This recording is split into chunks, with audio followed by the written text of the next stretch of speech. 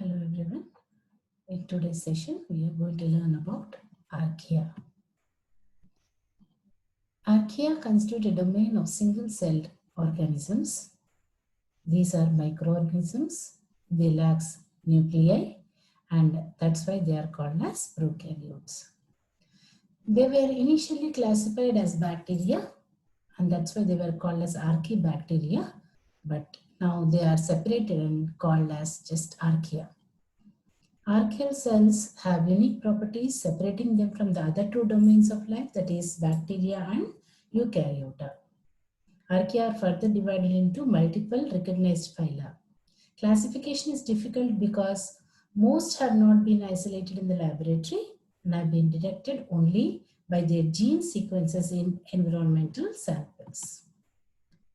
Archaea and bacteria are generally similar in size and shape, although a few archaea have very different shape, such as flat and square cells of Haloquadratum wasbii.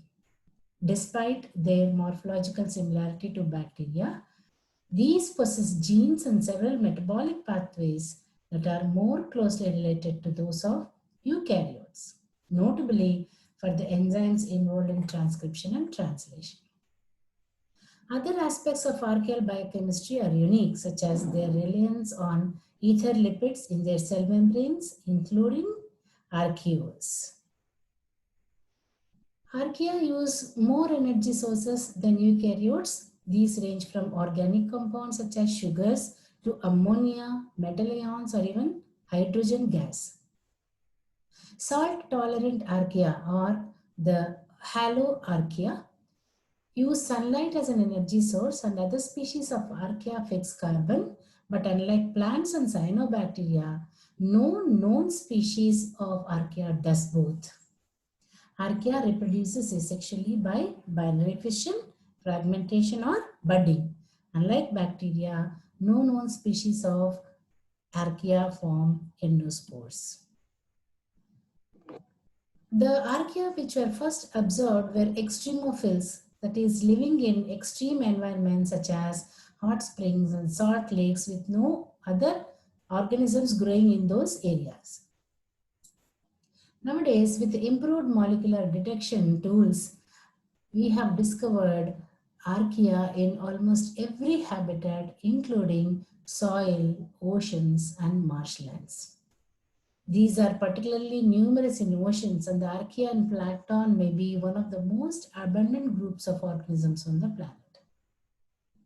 They are a major part of Earth's life. They are part of the microbiota of all organisms. In the human microbiota, they are important in the gut, mouth, and on the skin. Their morphological, metabolic, and geographical diversity permits them to play multiple ecological roles, that is, carbon fixation, nitrogen cycling, organic compound turnover, and maintaining microbial, symbiotic, and syntropic relationships. No clear examples of archaeal pathogens or parasites are known, so they do not cause diseases. Instead, they are often mutualists or commensals such as the methanogens, that is, the methane producing stains that inhabit the gastrointestinal tracts in humans and the ruminants, where their vast numbers aid in digestion. Methanogens are also used in biogas production and sewage treatment, and biotechnology exploits enzymes from extremophil archaea that can endure high temperatures and organic solvents. For most of the 20th century, prokaryotes were regarded as a single group of organisms and classified based on their biochemistry, morphology, and metabolism. Microbiologists try to classify microorganisms based on the structures of the cell walls, their shapes, and the substances they consume. In 1965, Emil Zuckerkörnel and Linus Pauling instead proposed using the sequences of genes in different prokaryotes to work out how they are related to each other. This phylogenetic approach is the main method which is used even today.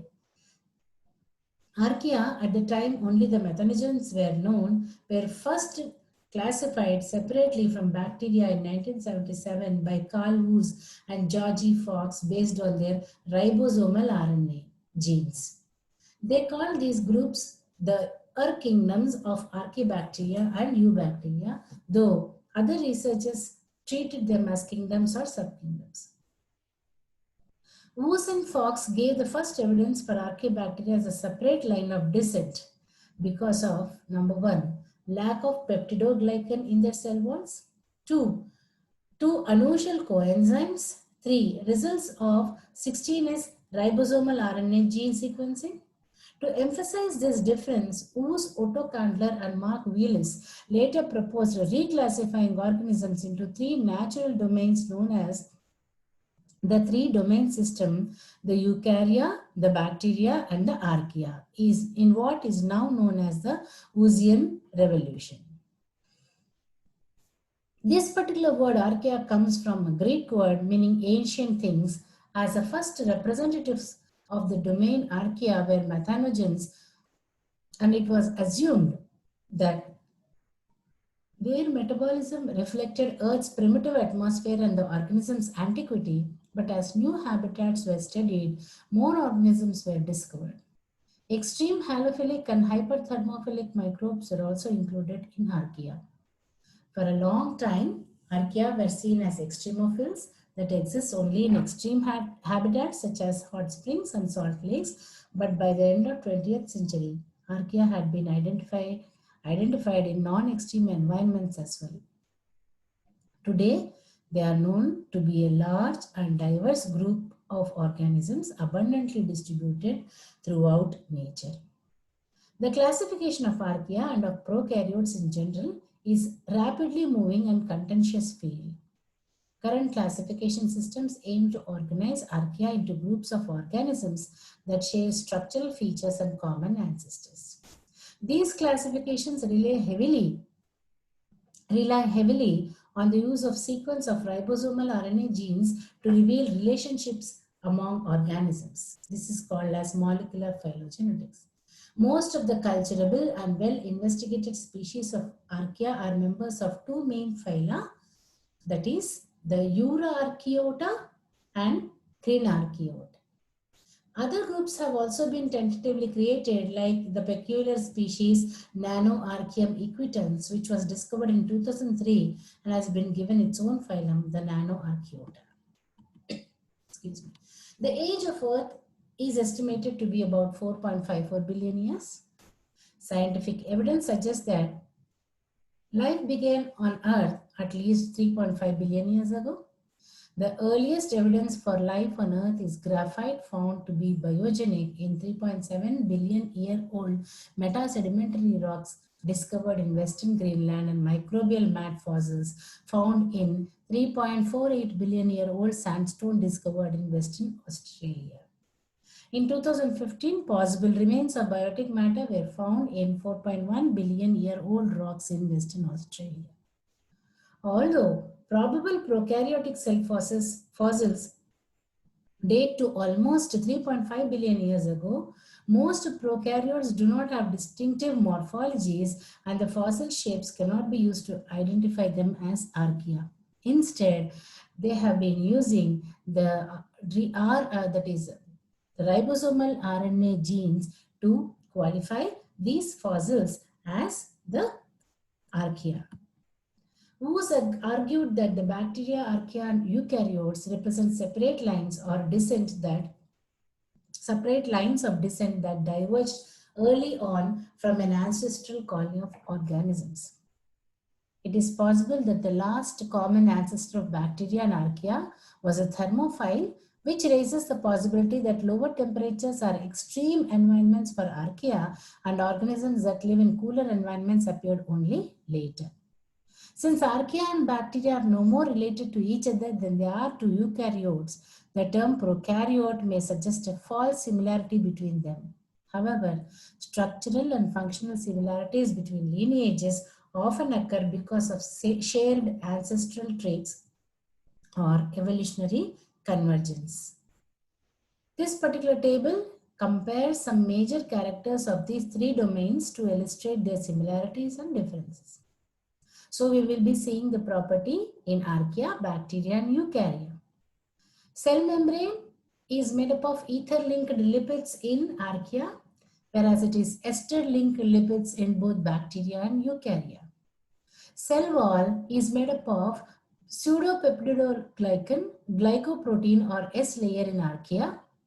It is made up of peptidoglycan S layer or sometimes no cell wall in bacteria. And eukarya, there are various structures which make up the cell wall. Gene structure in archaea, it is a circular chromosome, similar translation and transcription to eukarya. In bacteria, circular chromosome and unique translation and transcription processes are seen in these bacteria. In eukarya, multiple linear chromosomes are seen, but translation and transcription are similar to that of archaea. Internal cell structure. No membrane-bound organelles or nucleus in archaea. Same is the case with bacteria, but membrane-bound organelles and nucleus are seen in eukarya. That is why the name eukarya. Metabolism. In archaea, various types of metabolism, including diazotrophy with methanogenesis, which is unique to archaea. In bacteria, metabolism activities are various, including photosynthesis, aerobic and anaerobic respiration, fermentation, diazotrophy, and autotrophy.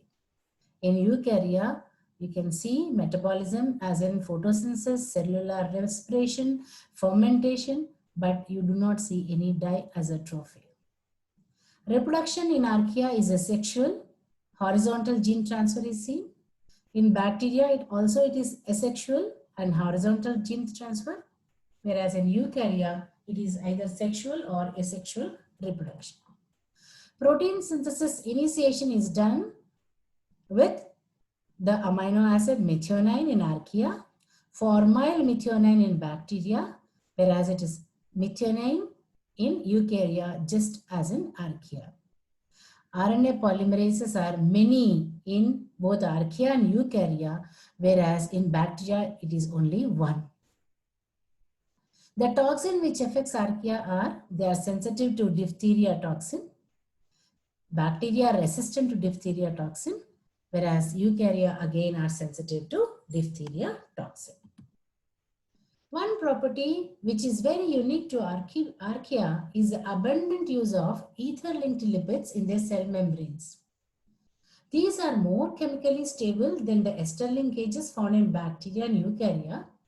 Maybe this is the main reason for the ability of many archaea to survive in extreme environments that play heavy stress on the cell membrane, such as extreme heat and salinity. Another unique feature of archaea found in no other organism is methanogenesis, that is the metabolic production of methane.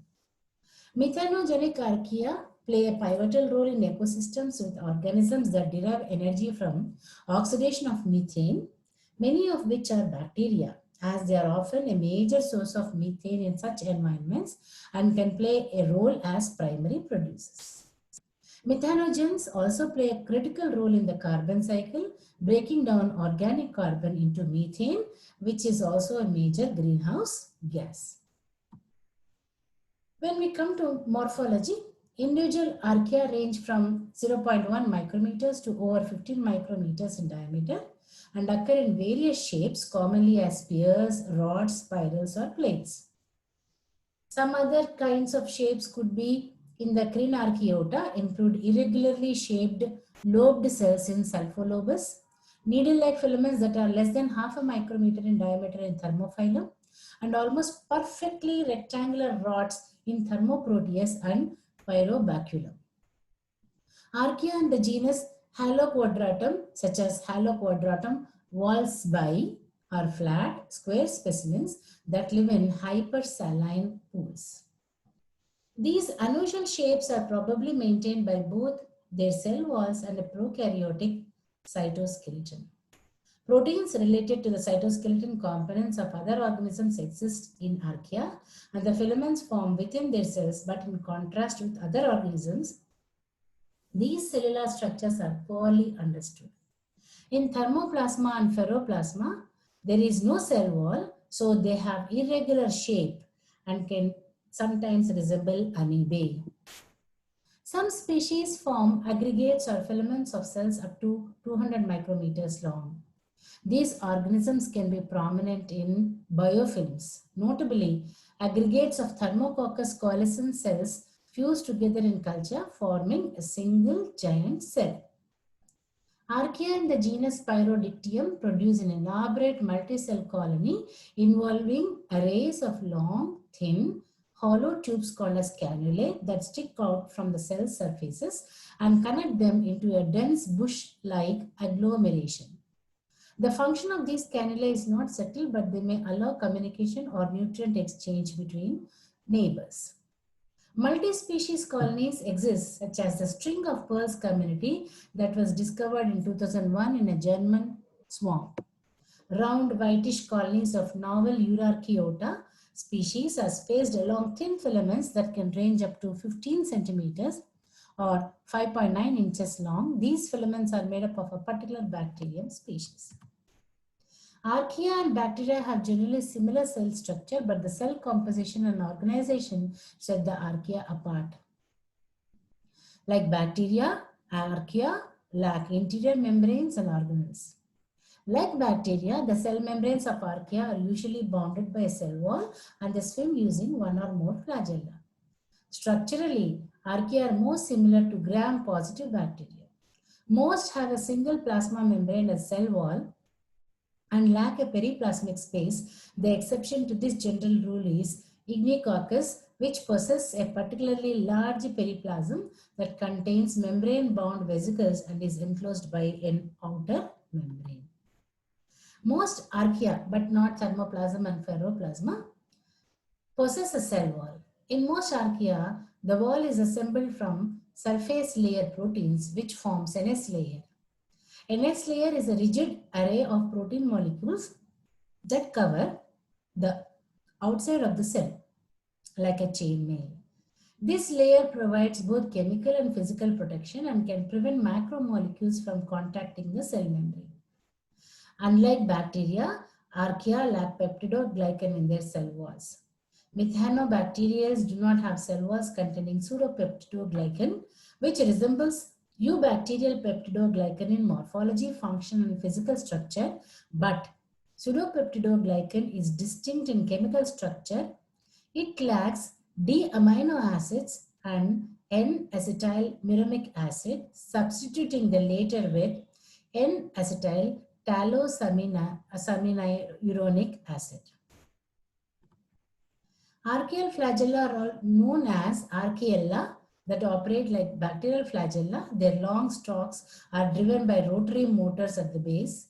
These motors are powered by a proton gradient across the membrane, but archaella are notably different in composition and development. The two types of flagella evolved from different ancestors. The bacterial flagellum shares a common ancestor with the type 3 secretion system, while archaeal flagella appear to have evolved from bacterial type 4 pili. In contrast with the bacterial flagellum, which is hollow and assembled by subunits moving up the central pore to the tip of the flagella, archaeal flagella are synthesized by adding subunits at the base. Archaeal membranes are made up of molecules that are distinctly different from those in all other life forms, showing that archaea are related only distantly to bacteria and eukaryotes. In all organisms, cell membranes are made up of molecules known as phospholipids.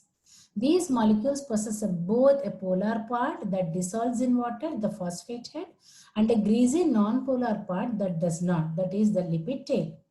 These dissimilar parts are connected by a glycerol moiety. In water, phospholipids cluster with the heads facing the water and the tails facing away from it. The major structure in cell membranes is a double layer of these phospholipids, which is called as a lipid bilayer. Archaea exhibit a great variety of chemical reactions in their metabolism and use many sources of energy. These are classified into nutritional groups depending upon the energy and carbon sources. Some archaea obtain energy from inorganic compounds such as sulfur or ammonia called as chemotrophs. These include nitrifiers, methanogens, and anaerobic methane oxidizers. In these reactions, one compound passes electrons to another in a redox reaction, releasing energy to fuel the cell's activities. One compound acts as an electron donor and one as an electron acceptor. The energy released is used to generate adenosine triphosphate through chemiosmosis, the same basic process that happens in the mitochondrion of a eukaryotic cell. Other groups of archaea use sunlight as a source of energy. They are phototrophs, but oxygen generating photosynthesis does not occur in any of these organisms. Many basic metabolic pathways are shared among all forms of life. For example, archaea use a modified form of glycolysis and either a complete or partial citric acid cycle. These similarities to other organisms probably reflect both early origins in the history of life and their high level of evolution. The nutritional types could be summarized like this. It could be a phototroph, source of energy is sunlight, source of carbon is organic compounds. An example is halobacterium. It could be lithotroph, source of energy is inorganic compound, and source of carbon is organic compound or carbon fixation. Examples, Ferroglobus, Methanobacteria, or Pyroglobus. Organotrophs. For them, the source of energy is organic compounds. Source of carbon is also organic compounds or carbon fixation. Examples are Pyrococcus, Sulfolobus, or methanosarcinales. These archaea have usually a single circular chromosome with as many as 5,751,492 base pairs in Methanosarcina acetivorans, the largest known archaeal genome. The tiny 490,885 base pair genome of Nanoarchaeum equitans is 1/10 of this size and the smallest archaeal genome known. It is estimated to contain only 537 protein encoding genes. Smaller independent pieces of DNA called plasmids are also found in archaea. These may be transferred between cells by physical contact in a process that may be similar to bacterial conjugation. Reproduction. Archaea reproduce asexually by binary or multiple fission, fragmentation, or budding. Mitosis and meiosis do not occur. So if a species of archaea exists in more than one form, all have the same genetic material. Cell division is controlled in a cell cycle. After the cell's chromosome is replicated and the two daughter chromosomes separate, the cell divides. In the genus Sulfolobus, the cycle has characteristics that are similar to both bacterial and eukaryotic systems. The chromosomes replicate from multiple starting points, that is origin of replication, using DNA polymerases that resemble the equivalent eukaryotic enzymes. Now, the importance of archaea. Their role in chemical cycling. Archaea recycle elements such as carbon, nitrogen, and sulfur through their various habitats. Archaea carry out many steps in the nitrogen cycle. This includes both reactions that remove nitrogen from ecosystems, such as nitrate-based respiration and denitrification, as well as processes that introduce nitrogen, such as nitrate assimilation and nitrogen fixation. Researchers recently discovered archaeal involvement in ammonia oxidation reactions. These reactions are particularly important in the oceans. They also appear crucial for ammonia oxidation in soils. Archaea produce nitrite, which other microbes then oxidize to nitrate. Plants and other organisms consume the later, that is a nitrate. In sulfur cycle, Archaea that grow by oxidizing sulfur compounds release this element from rocks, making it available to other organisms. But the archaea that do this, such as sulfolobus, produce sulfuric acid as a waste product, and the growth of these organisms is in abandoned mines can contribute to acid mine drainage and other environmental damage. In the carbon cycle, methanogen archaea remove hydrogen and play an important role in the decay of organic matter by the populations of microorganisms that act as decomposers in anaerobic ecosystems such as sediments, marshes, and sewage treatment works. So we can see that these archaea are very, very important in nature since they can also be producers and they also help in the nutrient cycling. And there in biotechnology also their enzymes are used because they can withstand high temperature conditions. So these are some of the pictures of archaea and the comparison between archaea and bacteria. Thank you.